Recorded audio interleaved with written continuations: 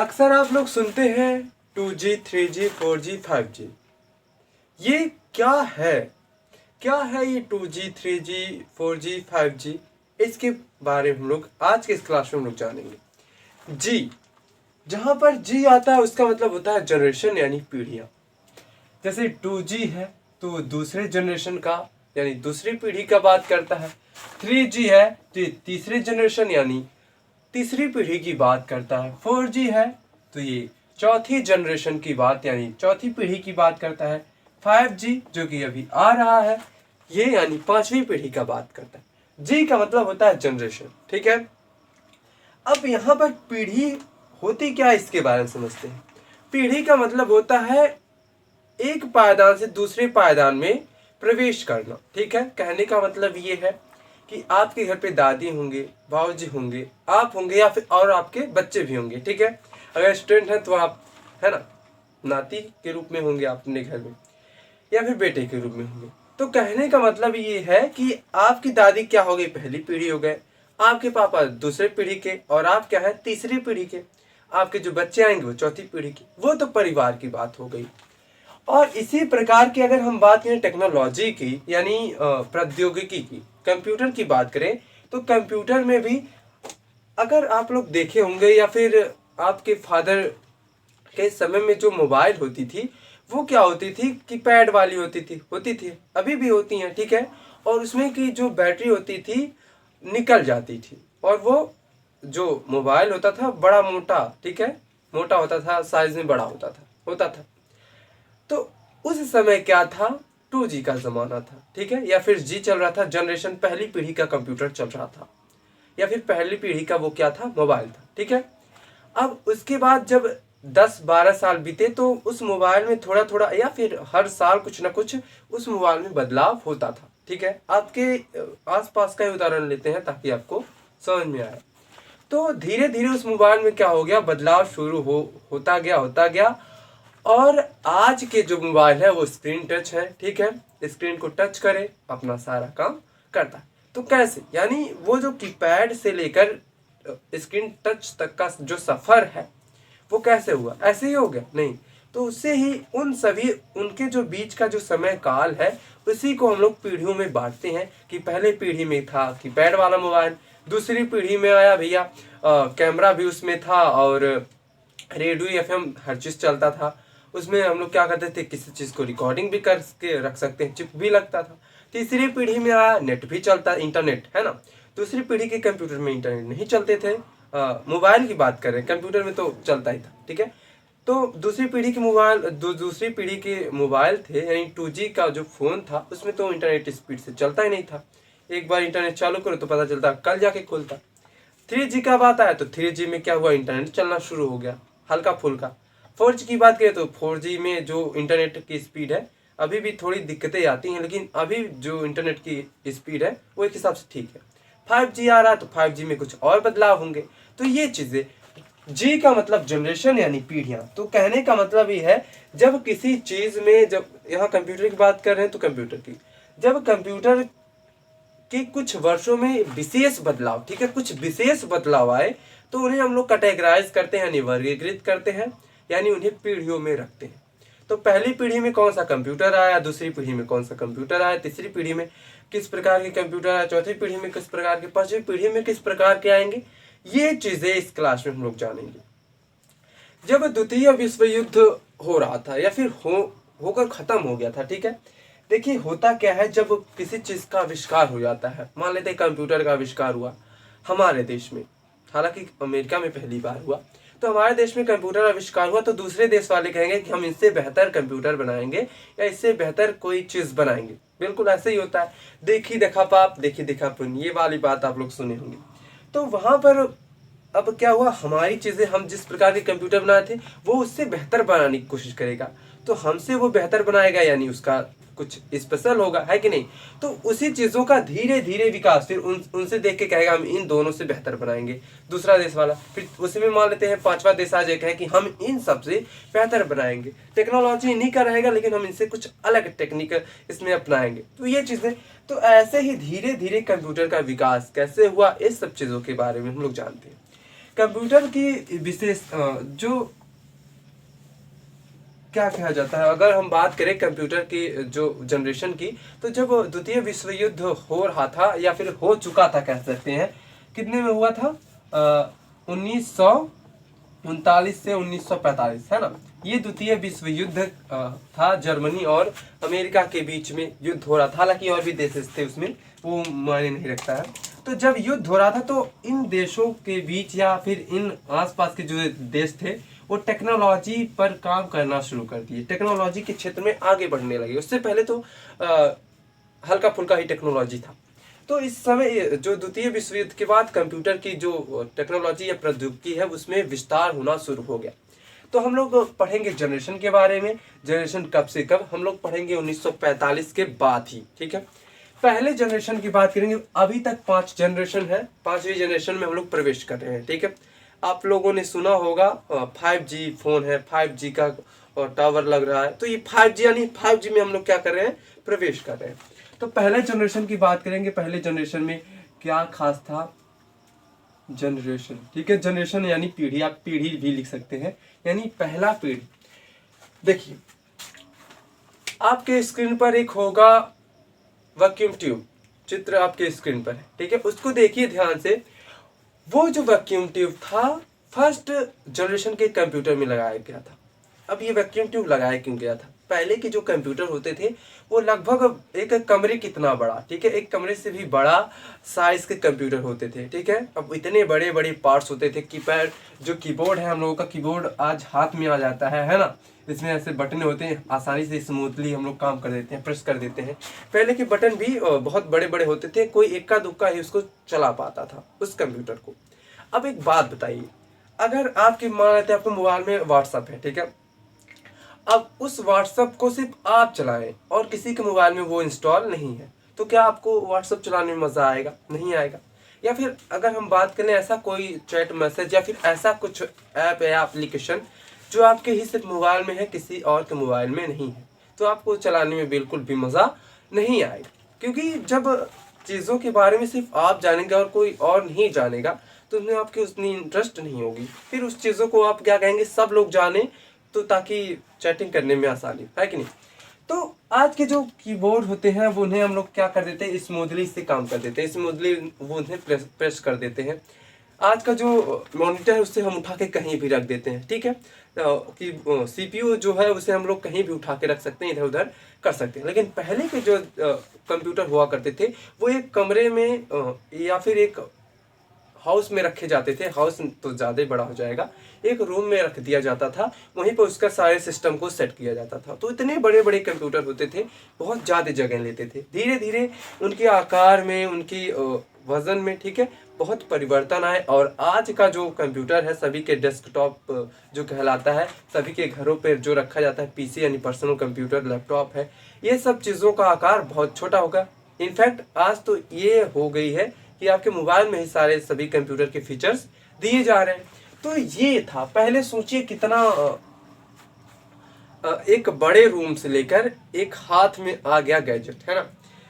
पहले रूम में कंप्यूटर रखा आता था और आज हाथ में कंप्यूटर लेके चलते हैं। कंप्यूटर यानी मोबाइल, मोबाइल भी तो एक कंप्यूटर ही है। स्मार्टफोन की बात हो रही है, ठीक है। तो बात कर लेते हैं प्रथम जनरेशन के कंप्यूटर, ठीक है। तो प्रथम जनरेशन के कंप्यूटर में क्या लगा था, वैक्यूम ट्यूब लगा था। अब कंप्यूटर कोई इंसान तो है नहीं, है कि नहीं। कंप्यूटर है जो, वो कोई इंसान तो है नहीं कि उसे याद रहेगा, है कि नहीं। अगर कंप्यूटर की बात करें तो इसका IQ लेवल क्या होता है, IQ लेवल यानी याद करने की शक्ति, ठीक है, याद रखने की शक्ति। इसकी IQ लेवल क्या होती है, 0 होती है। कोई पूछे कंप्यूटर की IQ लेवल क्या होती है, तो 0 होती है, ठीक है। कहने का मतलब ये, अभी जनरेशन पे ही हम लोग हैं, कहने का मतलब ये है कि अगर हम कंप्यूटर में लिखें 2 + 2 = 8 लिख दें, ठीक है, तो कंप्यूटर हमको तो ये कहेगा नहीं कि ये क्या कर रहे हो भाई साहब, गलत है, ये तो बताएगा नहीं, है कि नहीं। तो यही चीज़ें IQ लेवल दर्शाती है। वो ये कहेगा नहीं कि मेरे मालिक तो पागल हो गए हैं, कहीं ये 2 2 4 होता है 8 क्यों लिख रहे हैं, वो हमको बताएगा, बिल्कुल नहीं बताएगा।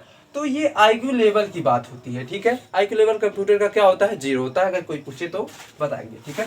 तो कहने का मतलब ये है कि पहले अब उससे तो याद रहेगा नहीं कंप्यूटर को, तो याद रखने के लिए हम लोग क्या करते हैं, स्टोरेज डिवाइस लगाते हैं। तो वैक्यूम ट्यूब जो होता था उससे क्या करते थे हम लोग, चीज़ों को स्टोर करने के लिए, ठीक है, कोई डाटा है या फिर कोई सूचना है, कोई इंफॉर्मेशन है, कोई फाइल है, तो उन्हें संरक्षित रखने के लिए यानी सुरक्षित रखने के लिए हम लोग क्या करते थे, वैक्यूम ट्यूब में ऐसे ये इस प्रकार का होता था, ठीक है, ऐसे होता था। इसमें छोटे छोटे वैक्यूम, इसमें ट्यूब यानी वाल्व्स लगे रहते थे ऐसे छोटे छोटे, ठीक है, छोटे छोटे वाल्व्स लगे होते थे। और ये वाल्व्स क्या होते थे, इन्हीं में स्टोर, कुछ मान लेते हैं पहला फाइल हुआ तो पहले फाइल को हम लोग इसमें स्टोर कर दिए, ठीक है, ये भर गया, अब इसको आप कुछ नहीं कर सकते। दूसरे फाइल दूसरे ट्यूब में यानी वॉल में हमें स्टोर करना। इस प्रकार से जो वैक्यूम ट्यूब होता था वो क्या करने के लिए होता था, चीज़ों को स्टोर करने के लिए यानी सूचनाओं को स्टोर करने के लिए, यानी मेमोरी उस समय थी नहीं, तो इसी वजह से वैक्यूम ट्यूब का काम होता था। तो आपको याद रखना है कि वैक्यूम ट्यूब किस पीढ़ी का है, तो आप बताएंगे किस पीढ़ी का है, प्रथम पीढ़ी का, ठीक है। इसमें सूचना, ठीक है, सूचना यहाँ पर या फिर डाटा, ठीक है, डाटा स्टोर करने के लिए, ठीक है, वैक्यूम ट्यूब और वाल्व्स लगे रहते थे, और वाल्व्स, ठीक है, वाल्व्स लगे होते थे। किस लिए, अगर पूछे, ये नहीं पूछेगा किस लिए, ये पूछेगा कि वैक्यूम ट्यूब किस जनरेशन के कंप्यूटर में लगे रहते थे, तो आप क्या कहेंगे, ये कहेंगे प्रथम पीढ़ी के। अब प्रथम पीढ़ी का समय काल देख लेते हैं कितने कितने समय से, तो ये 1945 से, हालांकि आसपास 1942 भी कहीं कहीं 1940, उससे कोई मतलब नहीं है, जो भी दे 1945 से लेकर 1955 तक का इसका अवधि माना जाता है। यानी इसके बीच में जो कंप्यूटर थे वो किस जनरेशन में आते थे, फर्स्ट जनरेशन के कंप्यूटर में आते थे, ठीक है। इसके बीच में जो कंप्यूटर बहुत बड़े बड़े कंप्यूटर होते थे, ठीक है, उन्हें इधर से उधर नहीं ले जाया जा सकता था। आज के जो कंप्यूटर है, लैपटॉप है, उसे मोड़ा, फोल्ड किया, रख दिया बैग में और लेके चाहे जहाँ चले गए, है ना, उसे चार्ज करके। तो पहले के इधर उधर नहीं हम लोग कर सकते थे। तो वैक्यूम ट्यूब किस कंप्यूटर में लगा था, किस जनरेशन के कंप्यूटर में, फर्स्ट जनरेशन के कंप्यूटर में लगा था, ठीक है। और ये क्या होती थी, जैसे अगर आप लोग देखे होंगे, आप लोगों का मोबाइल, ठीक है, मोबाइल पे ज़्यादा देर तक 1 घंटे तक गेम खेलना या फिर बात करना या फिर यूट्यूब पे कोई वीडियो देखना, तो वो चीज़ें जब आप करते हैं लगातार 1 घंटे 2 घंटे, तो आपकी मोबाइल हीट होने लगती है, गर्म होने लगती है कि नहीं। तो वो क्यों गर्म होने लगती है, क्योंकि आपके जो मोबाइल का प्रोसेसर है या फिर कह सकते हैं रैम है, ठीक है, तो वो ज़्यादा नहीं या फिर अच्छे से काम नहीं कर रहा है, ठीक है, तो इसी वजह से वो हीट हो जाती थी। तो इसी प्रकार का जो फर्स्ट जनरेशन का कंप्यूटर था वो जल्दी गर्म हो जाते थे, क्या हो जाते थे, जल्दी गर्म हो जाते थे। और इन्हें ठंड करने के लिए एयर कंडीशन लगाया जाता था, एसी लगाए जाते थे, बड़े बड़े एसी, ठीक है, इन्हें ठंड रखने के लिए एसी, ठीक है, एसी लगाए जाते थे,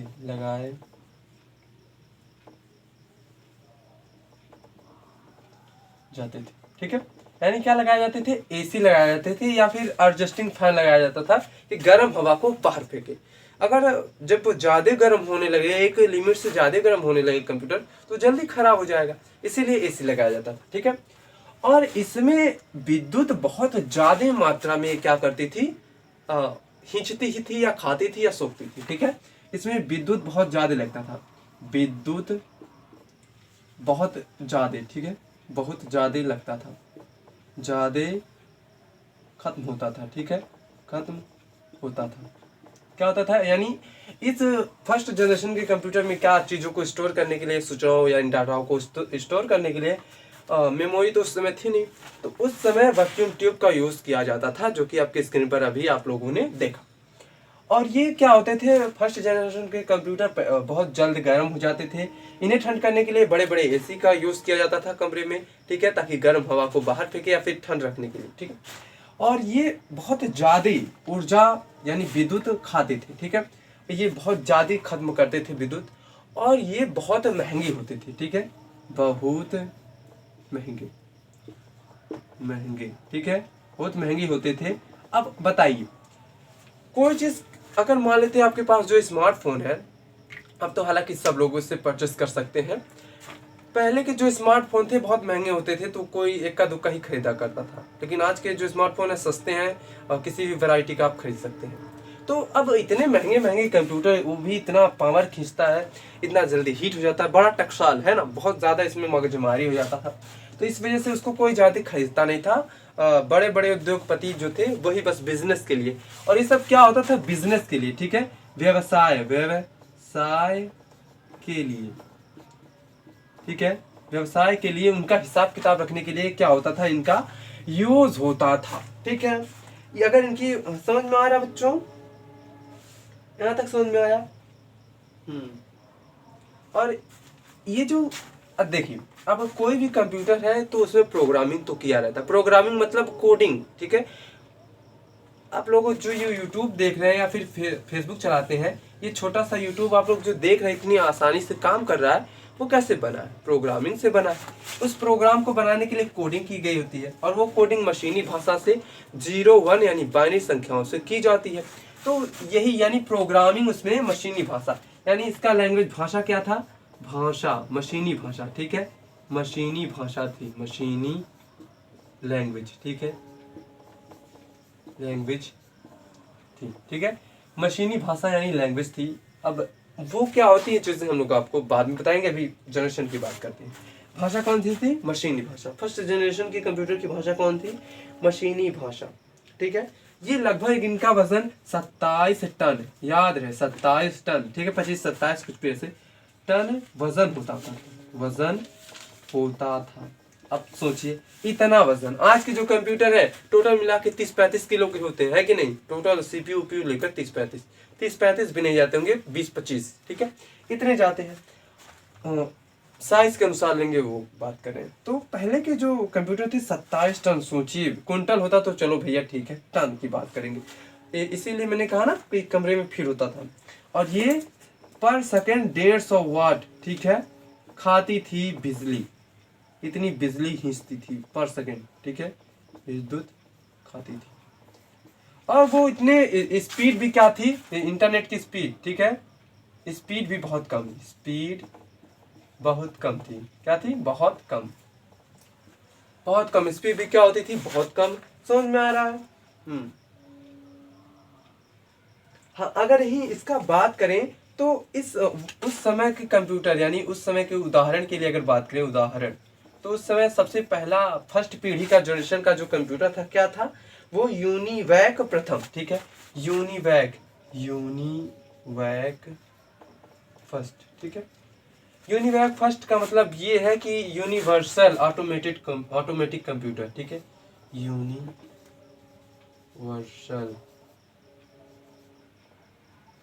ऑटोमेटिक कंप्यूटर, ये फुल फॉर्म होती है, ठीक है, कंप्यूटर। इसका मतलब यूनिवर्सल क्यों इसका नाम रखा गया ये समझते हैं। जैसे कि मैंने आपको पहले बताया कि अगर आपके पास ऐसा कोई एप्लीकेशन है जिसपे सिर्फ आप ही उसे चला रहे हैं और बाकी लोग नहीं चला रहे हैं, तो क्या वो आपको उससे खुशी मिलेगी? नहीं। जो ये आप लोग वीडियो कॉल बात करते हैं, सोचिए आपके पास बस वीडियो कॉल का ऐप हो और किसी के पास ना हो, तो क्या आपको वो किसी काम का रहेगा? आपको चलाने का मन करेगा? बिल्कुल नहीं। तो चीज़ों को सभी लोग उसे चला सके, सभी लोग को वो समझ में आए, ठीक है, अगर उस पर किसी को बैठा रहे उस सिस्टम पे, उस कंप्यूटर पे, तो उससे वो चला सके, इसीलिए उसको इस प्रकार से प्रोग्रामिंग किया गया उस कंप्यूटर को, जिसे सभी लोग चला सके, यानी विश्व के लोग चला सके, इसलिए यूनिवर्सल ऑटोमेटिक कंप्यूटर उसका नाम दिया गया, ठीक है। अगर कोई पूछेगा कि यूनिवैक प्रथम किस पीढ़ी का कंप्यूटर है, तो फर्स्ट जनरेशन का कंप्यूटर है। फर्स्ट जनरेशन की अगर बात करें क्या क्या विशेषता है, तो इसमें चीज़ों को स्टोर करने के लिए वैक्यूम ट्यूब यानी वॉल्व्स लगे रहते थे, और ये जल्दी गर्म हो जाते थे। इन्हें ठंड रखने के लिए एसी यानी एयर कंडीशनर की आवश्यकता पड़ती थी। बहुत बड़े बड़े इनका साइज बहुत बड़ा होता था, ठीक है। इनका आकार क्या होता था? आकार बड़ा, ठीक है, आकार कमरे कितना? कमरे के बराबर, ठीक है, बराबर। आकार क्या होता था? कमरे के बराबर। ये विद्युत ज्यादा खींचते थे, विद्युत बहुत ज्यादा मात्रा में ये खाते थे।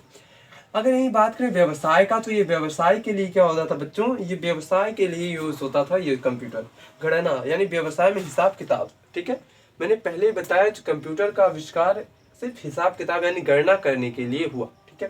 हालांकि आज के समय में बहुत चीज़ें हो जाती हैं, गणना करना, एडिटिंग करना, वीडियो बनाना, बहुत चीज़ें, ठीक है। इसका वजन क्या है, इसका वजन 27 टन लगभग हुआ करता था, ठीक है। और एक पर सेकेंड 150 वाट बिजली खाती थी, ठीक है। और जो फर्स्ट जनरेशन का कंप्यूटर था क्या था, यूनिवैक प्रथम। समझ में आया, समझ में आया। ये चीज़ें, ये फर्स्ट जनरेशन का हो गया। अब वही अगर हम बात करें सेकेंड जनरेशन का, ठीक है, किसका बात करें, सेकेंड जनरेशन।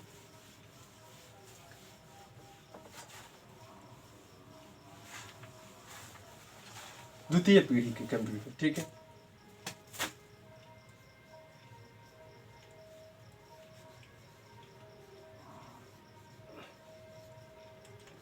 यानी द्वितीय पीढ़ी के कंप्यूटर की बात करें तो जैसे कि मैंने पहले बताया कि द्वितीय विश्व युद्ध के बाद कंप्यूटर जो टेक्नोलॉजी है उसमें बहुत ज़्यादा प्रोग्रेस होना शुरू हो गया। सभी देशों ने उसको मिलकर अपना अपना अलग अलग प्रकार से उसको बनाना शुरू कर दिया, ठीक है। उसमें अलग अलग टेक्नोलॉजी जोड़ना शुरू कर दिया।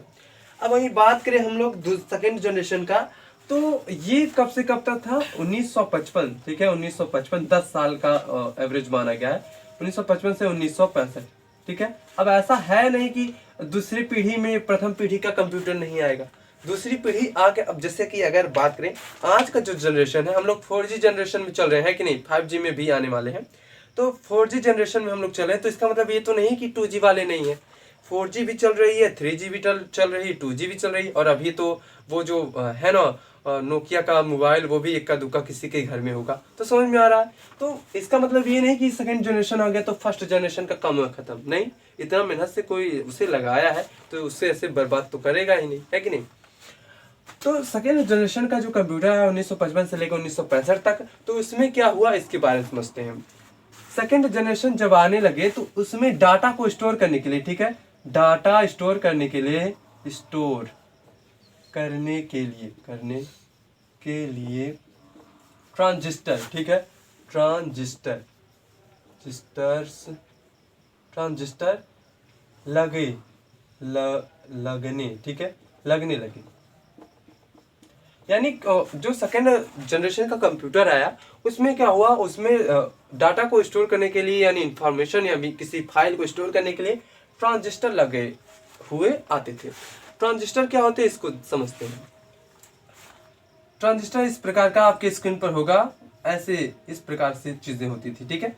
आप लोग देखते होंगे अगर आपके घर पे रेडियो होगा या फिर कोई बैटरी चार्जर बैटरी है, ठीक है, उसको देखें जब उसको फोड़ते हैं तो उसमें से ऐसे ट्रांसफार्मर की टाइप का ऐसा कुछ निकलता है, ठीक है, ऐसा कुछ निकलता है, इसमें ऐसे रहता है, ये इस प्रकार की होती हैं चीजें, ऐसे होता है ना, उस पर वाट लिखा रहता है, कुछ ऐसे लिखा रहता है, ठीक है, पावर कम ज्यादा करने के लिए।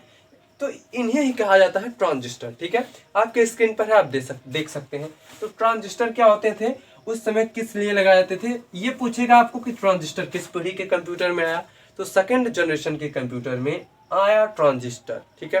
वैक्यूम ट्यूब का काम खत्म, यहाँ पर ट्रांजिस्टर लगना शुरू हो गया। किस लिए लगता था, चीजों को स्टोर करने के लिए, ठीक है। बहुत बड़े बड़े ट्रांजिस्टर लगाए जाने लगे उसमें चीजों को स्टोर करने के लिए, ठीक है। जैसे मान लेते हैं इतना बड़ा इस प्लेट है कोई, तो इसमें छोटे छोटे ट्रांजिस्टर ऐसे लगाए जाने लगे ताकि इस पे चीजें क्या हो, इस पे डाटा स्टोर होने लगे, ठीक है। इस प्रकार से ढेर सारे लगाए जाने लगे ट्रांजिस्टर, ताकि कंप्यूटर के जितने भी डाटा है, जितने भी सूचना है, इसी में आके स्टोर हो जाए, ठीक है। तो सेकेंड जनरेशन के कंप्यूटर में आया ट्रांजिस्टर, ठीक है, वैक्यूम ट्यूब का काम खत्म। सेकेंड जनरेशन की बात करें तो ये 1965 से लेकर 1955 से लेकर 1965 तक का है, ठीक है। यहाँ तक समझ में आया। और इस जैसे कि मैंने पहले बताया कि जो भाषा थी फर्स्ट जनरेशन के कंप्यूटर का, तो उसमें क्या होता था, वो मशीनी लैंग्वेज पर काम करता था, ठीक है। लेकिन जो सेकेंड जनरेशन की भाषा आई थी क्या, कंप्यूटर का भाषा, देखिए जनरेशन में कुछ जब विशेष बदलाव होता है तभी चीजें। अब प्रथम जनरेशन में तो वैक्यूम ट्यूब था तो इसीलिए चलो कोई बात नहीं, लेकिन जब ट्रांजिस्टर का जमाना आ गया तो चलो उसे कह दिए कि वो सेकेंड जनरेशन के कंप्यूटर में आ गया, थोड़ा थोड़ा बदलाव होना शुरू हो गया। और ये जो कंप्यूटर थे ये भी एक कमरे में ही आते थे, ऐसा नहीं कि छोटा हो गया, हाँ थोड़ा बहुत इससे छोटा हुआ होगा वो अलग बात है, ठीक है।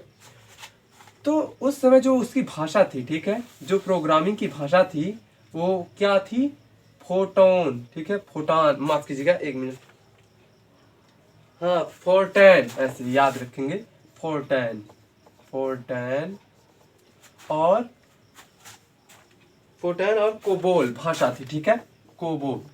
जैसे कि मैंने बताया आप लोगों को कि फर्स्ट जनरेशन के कंप्यूटर की जो भाषा की क्या थी, मशीनी भाषा यानी बाइनरी लैंग्वेज थी।